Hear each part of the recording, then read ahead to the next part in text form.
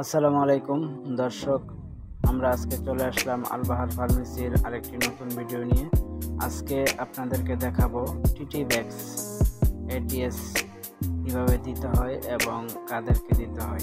এটিএসটি এক ভাই মুস্তাফিজ ভাই, উনি রাজমিস্ত্রি কাজ করে।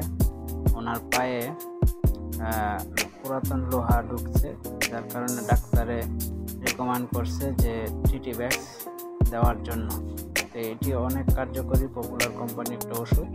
আমরা আপনাকে দেখাবো কীভাবে দিতে হয়। প্রথমে সিরিজটা রেডি করে তার মধ্যে ফিল আপ করে নিব। তার মধ্যে কোনো এয়ার বাবস আছে কি না তা ক্লিয়ার করে সুন্দর করে মাংসের ইনজেকশন আমরা মাংসে দিয়ে দিব।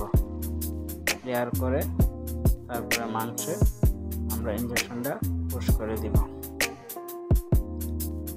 এখন পুশ করলাম,